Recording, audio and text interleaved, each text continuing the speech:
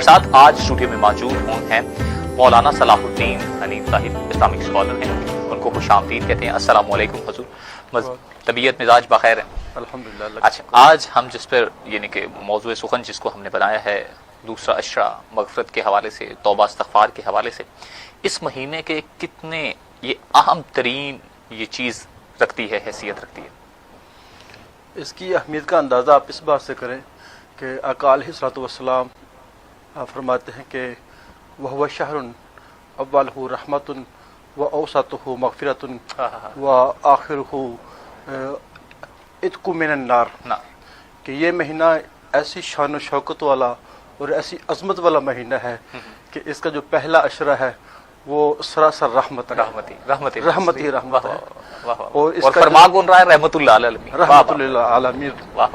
और इसी तरह आपने फरमाया कि जो इसका दरमियानी अशरा है ये मग़फ़िरत का है, ये बख्शिश का है, ये अल्लाह ताला ने अपने बंदे को बख्श दिया है, वाह वाह वाह। और उसके बाद फिर फरमाया कि इसका जो आखिरी अशरा है, आखिरी अशरे के इत्क़ु मिनन नार, ये आग से आज़ादी का है, ये जहन्नम से आज़ादी का अशरा है। बिल्कुल, जहन्नम से आज़ादी का अशरा, और साथ में एक दरवाज़ा जो ख़ास तौर पर रोज़ेदारों के लिए गालिबन बाब रयान उसे बोला जाता है कि वो खोल दिया जाता है। अच्छा, तो आप कैसे देखते हैं कि जो तौबा इस्तग़फ़ार है दूसरे अशरे में ख़ास तौर पर, गुनाह सगीरा तो रोज़ेदार के माफ़ कर दिए गुनाह सगीरा, अब गुनाह कबीरा भी इसी तरह से यानी कि माफ़ होते चले जाते हैं? फिर असल में ये जो बताया गया है कि पहला अशरा रहमत का है, बेशक, तो इस का पस मंजर भी अल्लाह के पाक नबी सल्लल्लाहु अलैहि वसल्लम ने बयान फरमाया है। जी। आपने शाबान के आखिर में बयान फरमाया था कि आपके पास एक बहुत ही रहमतों वाला, अज़मतों वाला महीना आने वाला है। बेशक। तो जब आपने ये फरमाया तो साथ ये बता दिया कि इस अज़मत वाले महीने में शयातीन को बंद कर जकड़ दिया जाता है, बल्कि जकड़ दिया जाएगा, बल्कि यहाँ तक फरमाया कि फुतिहत अबवाबुल जन्नह, जन्नत के दरवाजे खोल दिए जाए। सुभान अल्लाह, वाह वाह वाह वाह वाह। व गुल्लिकत अबवाबु जहन्नम, और जहन्नम के दरवाजे सारे सारे बंद कर दिए जाएंगे। वाह वाह वाह। और शयातीन को इसमें जकड़ दिया जाएगा। तो इसका मतलब ये होता है कि जो ही रमजान का आगाज होता है, पहला रोजा शुरू होता है, तो उसके साथ ही आप देख लें कि बंदे के अंदर ये एहसास होता है भाई रमजान का महीना शुरू हो गया है। बेशक, तो अब मैंने ये काम नहीं करना, ये नहीं करना, ये भी अल्लाह से इससे नाराज हो जाएगा। और बल्कि हमने तो ये देखा है कि जो ही रमजान शुरू होता है, हमारे जो ख़वातीन हैं, हमारे जो बुजुर्ग हैं, वो कुरान पाक की तिलावत शुरू कर देते हैं, और उनका इरादा ये होता है कि हम इस रमजान में कम से कम एक बार कुरान पाक लाजमी पढ़ें। और ये भी मैंने देखा है कि हमारी जो बूढ़ी ख़वातीन होती हैं वो दो तीन बार इस कुरान पाक को मुकम्मल करने की कोशिश करते हैं। सुभान अल्लाह। तो ये एक आगाज होता है। तो जो ही ये आगाज होता है तो सारे के सारे आप देख लें, हमारे ये जितने भी टेलीविजन प्रोग्रामात होते हैं, यहाँ जितने भी वो प्रोग्रामात है जो रोजे के मुनाफी होते हैं, जिसमें नाच गाना डांस, तो वो सारे के सारे ऐसा बंद हो जाते हैं। और हर कोई तिलावत लगा रहा है, रमजान ट्रांसमिशन नात रसूल मकबूल है, तिलावत की जा रही है, ये सारी चीजें शुरू हो जाती हैं। तो ये एक आगाज होता है। तो ये जो आगाज है ना, इसको बताया गया कि रहमत अल्लाह की शुरू हो गई है। बेशक। अच्छा, अब इसमें जो चीज देखने वाली है ना, वो ये होती है कि जिस तरह हम देखते हैं कि बारिश हो रही है तो उसमें से हर कोई मुस्तफीद हो रहा है। बेशक। ये इसका मामला कुछ इस तरह का नहीं है। इसमें मामला होता है इंसान की अपने इरादे का, कि भाई अब वो सारे जो इम्कानात हैं कि जिससे इंसान जो है वो अल्लाह ताला का दर छोड़ के गैर अल्लाह की तरफ जाता है, ये नेकी के रास्ते को छोड़ कर वो बुराई का रास्ता अख्तियार करता है, तो वो सारे के दर बंद हो जाते हैं, और वो खुद फिर नेकी का रास्ता अख्तियार करता है, वो अपनी इबादत पे तवज्जो देता है, वो तरावीह की नमाज का एहतिमाम करता है, वो सदकात शुरू कर देता है। और खुद नबी पाक सल्लल्लाहु अलैहि वसल्लम जब ये रमजान शुरू होता था तो फरमाया कि वो अजवदुन नास, आप लोगों में सबसे ज्यादा सखावत करने वाली हो जाती है। तो ये जो कैफियत होती है ये हर मुसलमान की हो जाती है।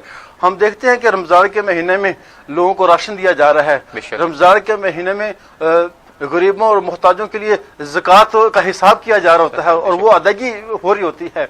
और इसी रमजान के महीने में हम ये भी देखते हैं कि जहाँ गरीब, मोहताज, बेवा और कमज़ोर तबके के लोगों को मिलना शुरू हो जाता है, اور وہیں پر ہم دیکھتے ہیں کہ جو ہمارے مدارس ہیں، جو ہمارے ایجوکیشنل انسٹیٹیوشن ہیں، وہ سارے کے سارے ان کو بھی اسی مہینے کے اندر وہ تمام وہ فنڈز اپنے کلیکٹ کرتے ہیں. اور آپ دیکھ لیں آج کل تو یہ کورونا وائرس کی وجہ سے جو صورتحال ہے کہ ہر چیز بند ہے، بے شک، حتیٰ کہ ہماری تجارت بند ہے، ہماری لیبر بند ہے، ہر چیز بند ہے. اس کے نتیجے میں یہ ہوا کہ جو روز کماتے تھے اور روز اپنے گھر کا خرچہ چلاتے تھے، دہاڑی دار طبقہ جو ہے، ان کے گھر میں پھر روٹی کے لیے آٹا نہیں تھا، ان کے بچوں کے پینے کے لیے دودھ نہیں تھا. اور اس موقع پہ آتے ہی آپ دیکھیں لوگوں نے رزق بڑھا دیا گیا ہے، نیکیوں کا صلہ بڑھا دیا جاتا ہے. اس خاص یعنی کہ رمضان کی یہ خاص ایک برکت ہے، مہینوں کا سردار مہینہ ہے یہ. مولانا کیسے دیکھتے ہیں ماہ رمضان مغفرت کا وہ عظیم الشان مہینہ کہ جو شخص اس کو پانے کے بعد بھی مغفرت سے محروم رہ گیا، آپ کو نہیں لگتا کہ وہ انتہائی بدقسمت ہے، ارمان نصیب ہے وہ کہ یہ مہینہ پایا اور اپنی مغفرت نہ کروا سکا؟ یہ تو خود آقا علیہ الصلوۃ والسلام نے یہ بیان فرمایا ہے. آپ ممبر پہ تشریف لائے تو آپ نے پہلے سیڑھی پہ قدم رکھا تو آپ نے فرمایا آمین، اور جب دوسری سیڑھی پہ قدم رکھا تو آپ نے فرمایا آمین، اور جب تیسری سیڑھی پہ قدم رکھا تو آپ نے فرمایا آمین. صحابہ کرام بڑے حیران پریشان کہ پہلے بھی آقا علیہ الصلوۃ والسلام آتے تھے لیکن آمین آمین آمین کہتے ہو کبھی ممبر پہ تشریف لائے. بے شک. تو آپ نے پھر فرمایا کہ ابھی ابھی جبریل امین میرے پاس آئے تھے، سبحان اللہ، فرشتوں کا سردار، نبیوں کے سردار کے پاس آیا، نبیوں کے سردار کے پاس فرشتوں کے سردار جبریل علیہ السلام آئے. انہوں نے کہا کہ انہوں نے دعا کی تھی اور آقا علیہ الصلوۃ والسلام نے اس پہ آمین کہا تھا. تو وہ دعا کیا تھی؟ اس دعا میں ایک یہ بھی تھا کہ جس کی زندگی میں رمضان کا مہینہ رحمت اور برکتوں والا مہینہ ہے اور اس کے باوجود وہ اپنی بخشش نہ کروا سکے، وہ اپنی معافی نہ کروا سکے، تو وہ بندہ تباہ و برباد ہو گیا. بے شک بے شک. اسی طرح آپ کا یہ بھی کہنا کہ جس کی زندگی میں اس کے ماں باپ بوڑھے اس سے ملیں اور اس کی خدمت کر کے وہ اپنی جنت نہ بنا سکے تو وہ بھی تباہ و برباد ہو گیا. تو اس لحاظ سے دیکھا جائے تو یہ واقعی خود آقا علیہ الصلوۃ والسلام نے یہ فرما دیا ہے کہ رمضان کا مہینہ آئے اور اس نے وہ رحمتیں اور برکتیں نہ سمیٹیں اور اپنے آپ کو اس نے اپنی بخشش نہ کروائی تو وہ تباہ و برباد ہو گیا. تباہ و برباد ہو گیا. جانب رسول اللہ صاحب، مغفرت پانے کے لیے کیا کرنا ہوگا انفرادی طور پر؟ ہم کو کیا احکامات ہیں؟ مغفرت کے لیے بنیادی شرط توبہ ہے. اس کے اندر یہ مفہوم شامل ہے کہ انسان نسیان سے ہے. نسیان کہتے ہیں بھول چوک ہو جانا. بالکل. تو انسان سے غلطی کوتاہی ہو جاتی ہے، خطا کا پتلا. اور آپ دیکھیں کہ حضرت آدم علیہ السلام جو ہم سب کے جد امجد ہیں، تو ان کو بھی اللہ تعالیٰ نے جنت میں رکھا. وہ کہا کہ لا تقربوا هذه الشجرہ، اس درخت کے قریب نہیں جانا، لیکن اس کے باوجود شیطان نے ان کو ورغلایا اور وہ چلے گئے. لیکن اس کے بعد کیا ہوا؟ اس کے بعد یہ ہوا ہمارے سامنے دو کردار آتے ہیں. ایک کردار خود حضرت آدم علیہ السلام کا ہے اور ایک کردار ابلیس کا ہے. ابلیس سے جب کہا گیا کہ تم سجدہ کرو تو اس نے کہا میں تو نہیں کروں گا، انکار کر دیا اور کہا کہ میں تو ان سے افضل ہوں. لیکن اس نے جب اللہ کی نافرمانی کی، اللہ کے حکم کو اس کی عدولی کی تو وہ اس پہ ڈٹ گیا. لیکن ان کے مقابلے میں آدم علیہ السلام کا یہ آتا ہے کہ جب ان کو یہ احساس ہوا کہ اللہ تعالیٰ نے تو مجھے روکا تھا اور میں نے پھر بھی اللہ کی نافرمانی کر دی ہے، تو فوراً پھر وہ ندامت، شرمندگی اور پھر اللہ تعالیٰ کے سامنے آہوزاری شروع ہوگی. خود اللہ تعالیٰ نے ان کو الفاظ سنا دیے اور کہا کہ ربنا ظلمنا انفسنا وان لم تغفر لنا وترحمنا لنکونن من الخاسرین. اے اللہ تعالیٰ ہم نے اپنے نفس کے اوپر ظلم کر دیا ہے، اگر تو نے معاف نہ کیا تو ہم خسارہ پانے والوں میں سے ہو جائیں گے. تو یہ جو پہلی چیز ہوتی ہے وہ ہے یہ ندامت، شرمندگی. یہ توبہ کی پہلی سیڑھی ہے. مغفرت تب ہوگی جب انسان کو اپنی غلطی کا احساس ہو جائے اور احساس ہوتے ہی وہ اللہ کے حضور جھک جائے، اللہ کے ساتھ جڑ جائے کہ یا اللہ مجھ سے غلطی ہوگی، مجھ سے کوتاہی ہوگی، میں بہت خطا کار ہوں، تیرے علاوہ کوئی لا یغفر الذنوب الا انت، تیرے علاوہ مجھے کوئی معاف کر ہی نہیں سکتا. تو یہ جو احساس شرمندگی ہے یہ اس کی پہلی سیڑھی ہے.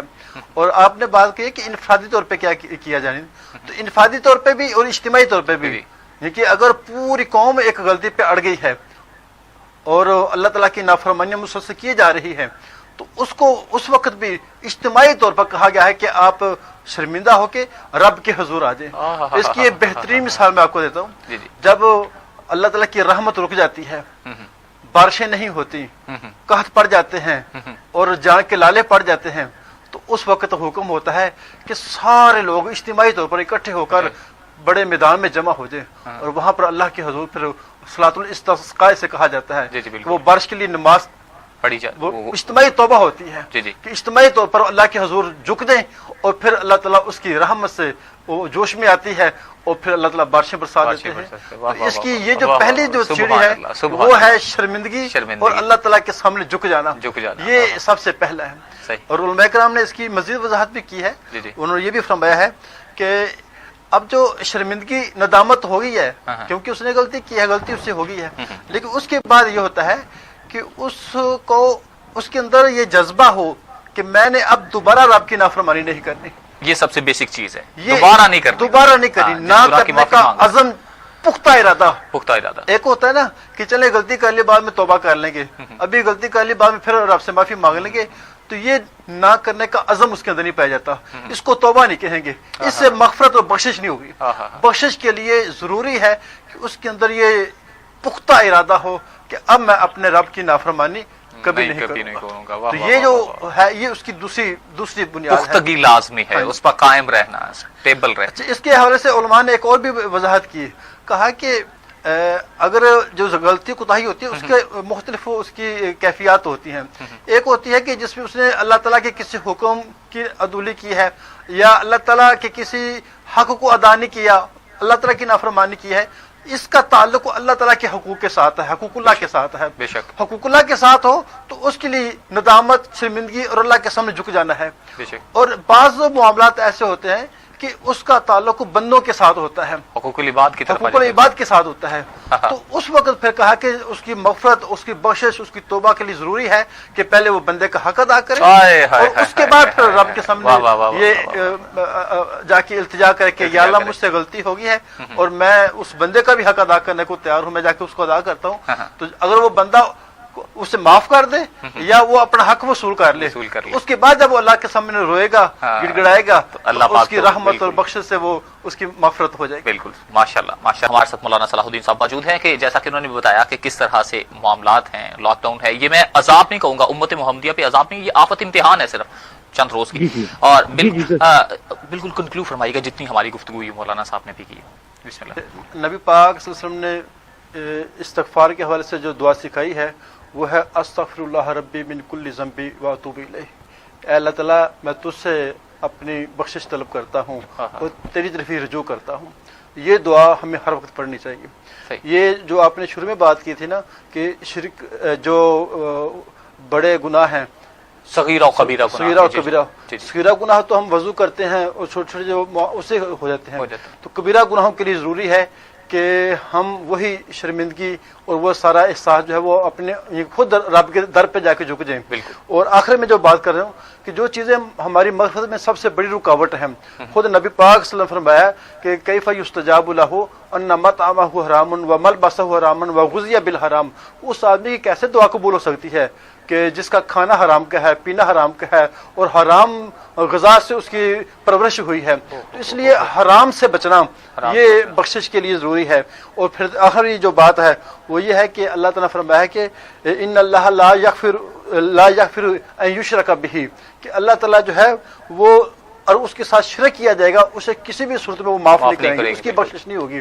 اور اجتماعی طور پہ دیکھیں اللہ تعالیٰ نے ہمیں یہ پاکستان دیا تھا کہ یہاں پر ہم اللہ کا نظام لائیں گے، یہ اللہ کی ہم اجتماعی طور پر بندگی کریں گے، لیکن عرصہ گزر گیا ہے، یہاں پر رب کا جو کتاب ہے، رب کی جو کتاب ہے وہ ہمارا نظام قانون نہیں ہے، یہاں پر اللہ کی ان کے جتنے بھی حکامات ہیں کھلی خلاف ورزیاں ہو رہی ہیں، سود یہاں پر عام ہے، تو اس لیے اجتماعی طور پر ہماری قوم جو ہے اس کو بھی چاہیے کہ وہ غیر اللہ کا نظام چھوڑ کر ایک رب کا نظام، کتاب اللہ کا نظام، اللہ کے رسول کا نظام وہ لے آئے، تو انشاءاللہ یہ तमाम मुश्किलात वो दूर हो जाएंगी। मौलाना सलाहुद्दीन हनीफ साहब आपका बहुत शुक्रिया, मौलाना ज़हीर सालेह साहब आप हमारे साथ मौजूद थे टेलीफोन लाइन पर, आप दोनों मेहमानों का बहुत शुक्रिया।